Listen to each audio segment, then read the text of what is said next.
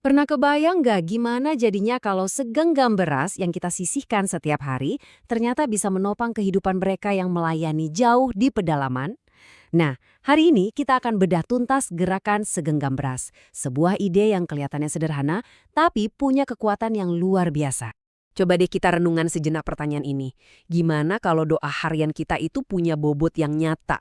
Jadi, bukan cuma sekedar kata-kata yang terucap, tapi sebuah tindakan yang benar-benar bisa dirasakan. Inilah inti dari pembahasan kita hari ini. Oke, cerita ini kita mulai dari sebuah panggilan dari pedalaman. Di tempat-tempat yang jauh dari keramaian ada para pelayan Tuhan yang mendedikasikan hidupnya, tapi di balik itu semua ada perjuangan yang seringkali tidak terlihat. Jadi, siapa sih mereka ini? Iya, mereka ini adalah para pendeta, penginjil, guru sekolah minggu. Mereka adalah orang-orang yang rela meninggalkan kenyamanan untuk melayani di pedalaman, seperti di suku Saluan dan Ta'awana, menjangkau jiwa-jiwa yang paling sulit diakses. Nah, disinilah letak ironisnya. Di satu sisi, dedikasi mereka itu luar biasa. Mereka rela berbagi makanan dengan jemaat, menempuh medan yang berat. Tapi di sisi lain, mereka sendiri seringkali kekurangan kebutuhan pokok. Bisa bayangin, fokus mereka jadi terbelah antara melayani jemaat dan berjuang supaya dapur tetap ngebul. Nah, dari tantangan inilah lahir sebuah filosofi yang brilian tapi sangat sederhana. Kekuatan dari segenggam beras. Inilah dia, gerakan segenggam beras. Prinsipnya gampang banget. Satu tindakan memberi yang kecil dan konsisten, kalau dilakukan oleh banyak orang bareng-bareng, bisa menciptakan dampak yang masif dan menopang kehidupan. Mungkin ada yang bertanya, kenapa sih cuma segenggam? Kenapa nggak sekarung sekalian? Nah, ini cerdasnya. Pertama, karena ringan, jadi nggak memberatkan kondisi ekonomi keluarga manapun. Kedua, ini adalah simbol kekuatan kebersamaan. Dan yang ketiga, ini yang paling dalam maknanya. Segenggam beras ini jadi semacam alarm spiritual, pengingat harian buat kita untuk mendoakan mereka yang ada di garis depan. Yuk, kita coba main hitung-hitungan sebentar. Satu keluarga menyisihkan sekitar 50 gram beras per hari.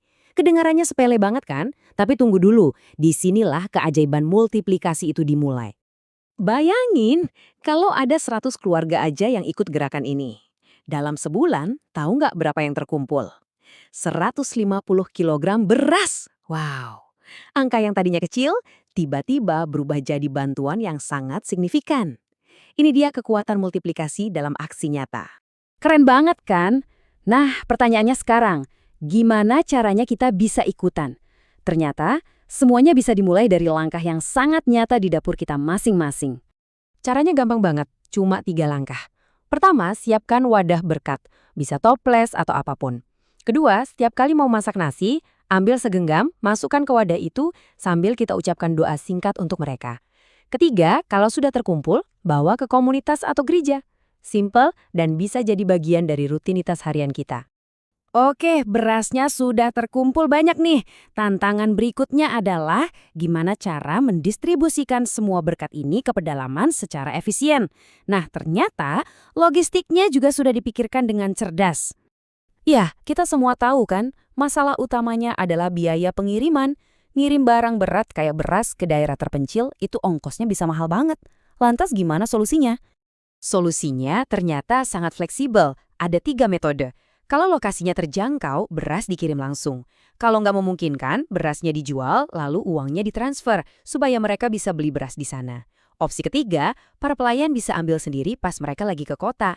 Efisien dan sangat adaptif. Jadi, apa sih dampak dari semua ini? Percaya deh, ini jauh melampaui sekedar bantuan makanan. Ini soal koneksi, soal sebuah ikatan yang dampaknya melimpah ruah. Dampaknya itu menyentuh semua orang, para pelayan di pedalaman jadi merasa didukung dan bisa fokus melayani.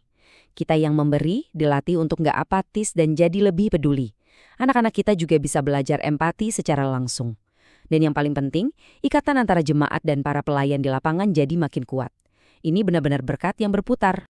Semuanya ini dirangkum dengan sangat indah dalam sebuah ayat. Pelayanan kasih ini bukan cuma soal mencukupkan keperluan, tapi juga membuat ucapan syukur kepada Tuhan jadi melimpah. Sebuah pengingat yang luar biasa tentang kekuatan memberi. Nah, setelah kita melihat betapa dahsyatnya kekuatan dari sebuah tindakan yang sederhana, pertanyaan terakhir ini adalah untuk kita semua. Kebaikan apa yang bisa kita mulai dari dapur kita sendiri hari ini?